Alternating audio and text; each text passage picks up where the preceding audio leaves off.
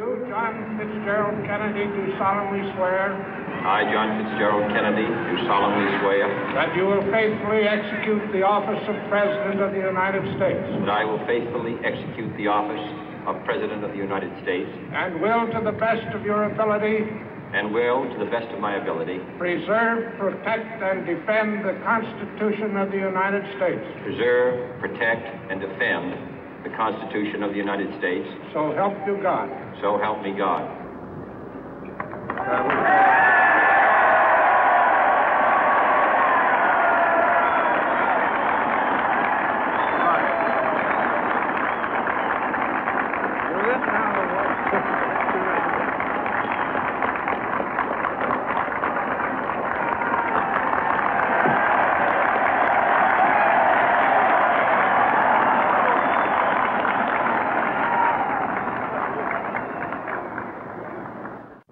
Vice President Johnson, Mr. Speaker, Mr. Chief Justice, President Eisenhower, Vice President Nixon, President Truman, Reverend clergy, fellow citizens.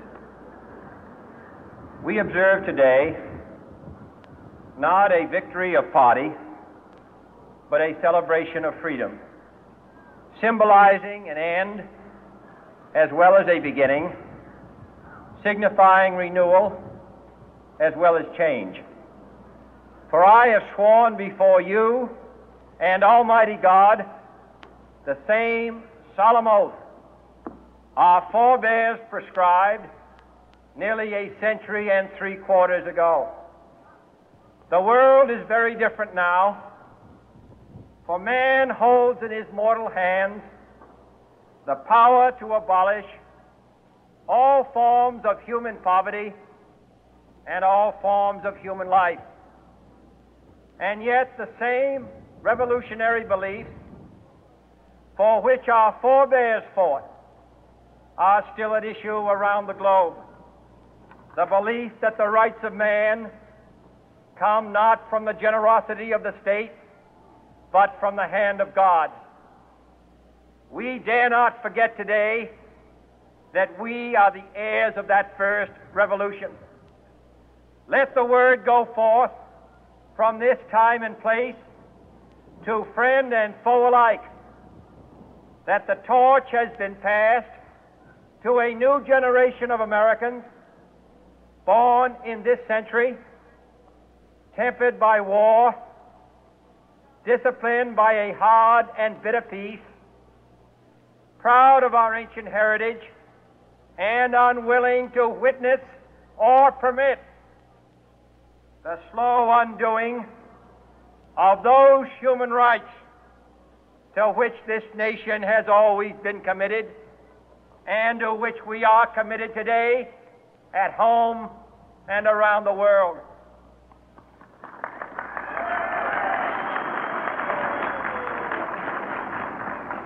Let every nation know, whether it wishes us well or ill, that we shall pay any price, bear any burden, meet any hardship, support any friend, oppose any foe to assure the survival and the success of liberty.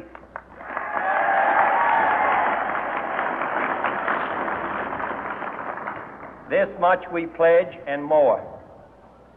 To those old allies whose cultural and spiritual origins we share, we pledge the loyalty of faithful friends. United, there is little we cannot do in a host of cooperative ventures. Divided, there is little we can do, for we dare not meet a powerful challenge at odds and split asunder. To those new states whom we welcome to the ranks of the free, we pledge our word that one form of colonial control shall not have passed away merely to be replaced by a far more iron tyranny. We shall not always expect to find them supporting our view, but we shall always hope to find them strongly supporting their own freedom, and to remember that in the past, those who foolishly sought power by riding the back of the tiger ended up inside.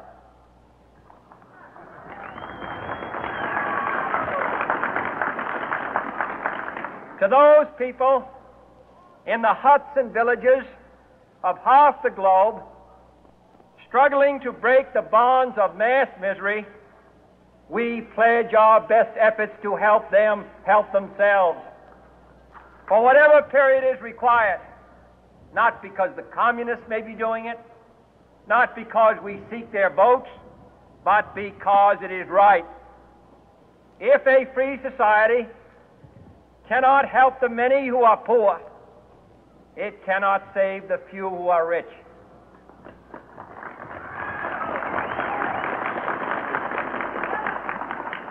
To our sister republics south of our border, we offer a special pledge to convert our good words into good deeds, in a new alliance for progress, to assist free men and free governments in casting off the chains of poverty.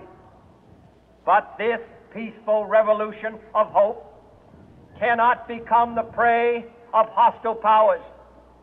Let all our neighbors know that we shall join with them to oppose aggression or subversion anywhere in the Americas.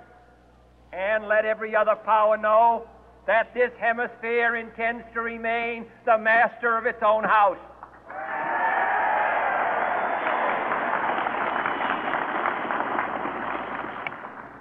To that World Assembly of Sovereign States, the United Nations, our last best hope, in an age where the instruments of war have far outpaced the instruments of peace, we renew our pledge of support to prevent it from becoming merely a forum for invective, to strengthen its shield of the new and the weak, and to enlarge the area in which its writ may run.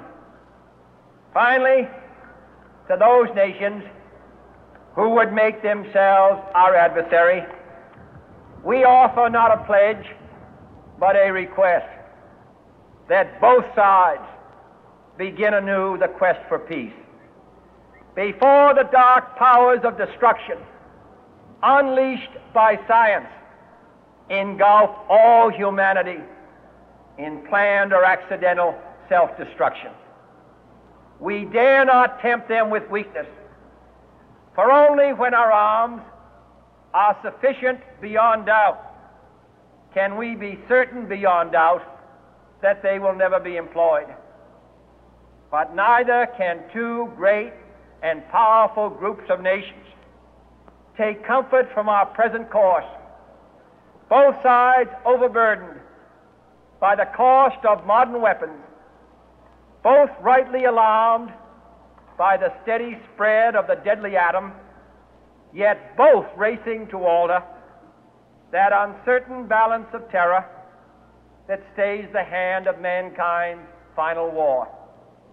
So let us begin anew, remembering on both sides that civility is not a sign of weakness, and sincerity is always subject to proof. Let us never negotiate out of fear, but let us never fear to negotiate.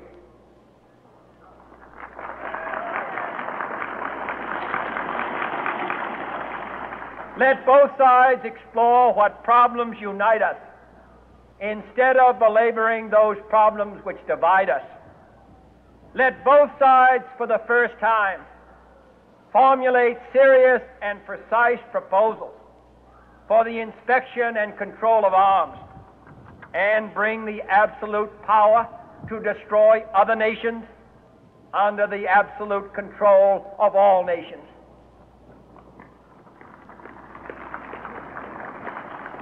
Let both sides seek to invoke the wonders of science instead of its terrors. Together, let us explore the stars, conquer the deserts, eradicate disease, tap the ocean depth, and encourage the arts and commerce. Let both sides unite to heed in all corners of the earth the command of Isaiah to undo the heavy burden and let the oppressed go free. And if a beachhead of cooperation may push back the jungle of suspicion, let both sides join in creating a new endeavor, not a new balance of power, but a new world of law, where the strong are just and the weak secure and the peace preserved. All this will not be finished in the first 100 days, nor will it be finished in the first 1,000 days, nor in the life of this